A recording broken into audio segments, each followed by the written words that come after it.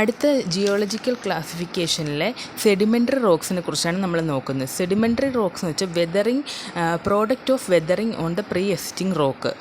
Pre existing റോക്കിൽ വെതറിങ്ങിൻ്റെ ഫലമായിട്ട് ഡെപ്പോസിറ്റ് നടക്കുമ്പോൾ ഉണ്ടാകുന്ന റോക്സിനെയാണ് സെഡിമെൻ്ററി റോക്സ് എന്ന് പറയുന്നത്. ഈ ഡെപ്പോസിറ്റ് എവിടെയാണോ നടക്കുന്നത് എന്നനുസരിച്ച് അതിനെ വീണ്ടും റെസിഡ്യൂവൽ, സെഡിമെൻ്ററി, കെമിക്കൽ, ഓർഗാനിക് എന്നിങ്ങനെയും ക്ലാസിഫൈ ചെയ്യുന്നുണ്ട്.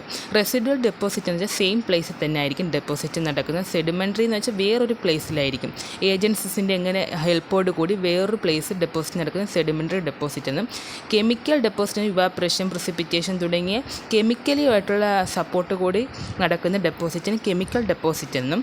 ഓർഗാനിസം എന്ന് വെച്ചാൽ ഹെൽപ്പ് ഓഫ് ഓർഗാനിസത്തിൻ്റെ സഹായത്തോടെ നടക്കുന്ന ഡെപ്പോസിറ്റിനെ ഓർഗാനിക് ഡെപ്പോസിറ്റ് എന്നും പറയുന്നു. ഇതിനുള്ള സെഡിമെൻ്ററി റോക്സിൻ്റെ കുറച്ച് എക്സാമ്പിൾസാണ് gravel, gypsum, ഷെയിൽ, sandstone, limestone, lignite, ക്യാൻഗർ എന്നിവ. ഇത്രയുമാണ് സെഡിമെൻ്ററി റോക്സ്.